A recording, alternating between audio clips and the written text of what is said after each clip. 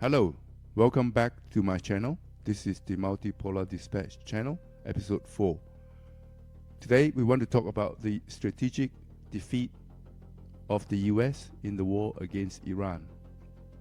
The word Washington won't use is defeat, but with the war with Iran, that is the only word that fits. In the last episode, we traced the 120-year so-called Great Game plan that led to the war in Ukraine. Today, we see where that plan broke. Because the war with Iran wasn't just another square on the chessboard, it was the moment the board cracked. So for 46 years, the Carter Doctrine guaranteed dominance in the Persian Gulf. So any threat to the Persian Gulf would be met with American military force. That promise built the Middle East. It let Dubai become Dubai. It let Asia industrialize on cheap Gulf energy. In March 2026, that promise died, not in a policy speech, on the ground. Iranian missiles hit Ras Laffan industrial city in Qatar. Now, Qatar LNG confirmed it, roughly 17% reduction in LNG export capacity. And Qatar produces over 20% of the global LNG. That strike did more than physical damage. Malik Abu Rashid, writing in the Asia Times on the May 28th, calls it the fading mirage of US guaranteed Gulf security. So the myth of US protection have come to an end, and the Gulf states acted on it. Saudi Arabia restricted US access to the Prince Sultan Air Base. The Guardian reported it significantly reduced the feasibility of unilateral escalation on the part of the US. Think about the reversal. In May 2025, President Trump chose Saudi Arabia for his first overseas trip. By May 2026, Saudi Arabia was blocking US planes.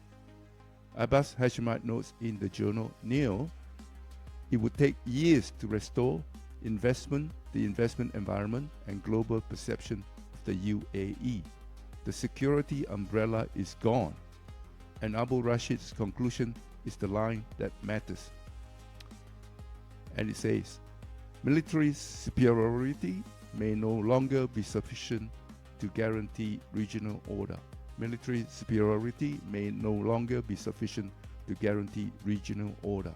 The Carter Doctrine assumed force equals stability, but the Iran war proved force can also cause and create instability. So who fills the vacuum? Chris Hedges, writing in the Sheer Post on May 29th, calls this Washington's Suez Crisis. His argument is simple.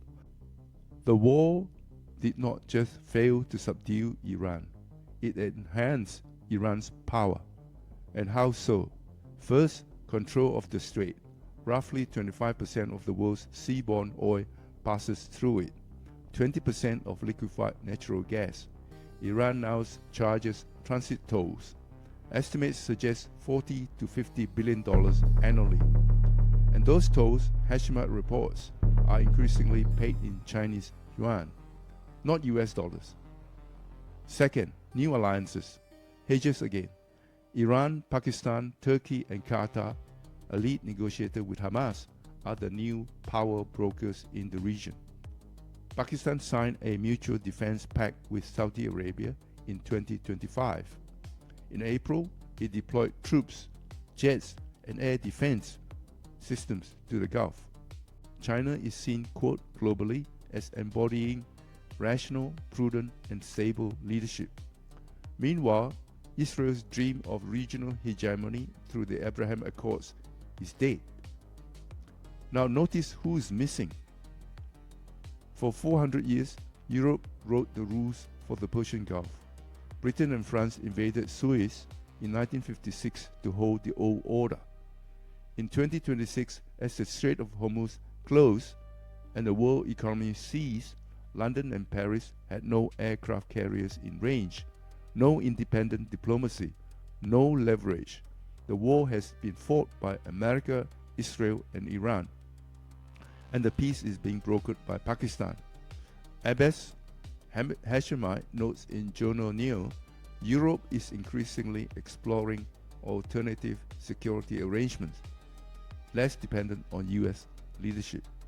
Europe, the author of the old order, is now a footnote in the new one.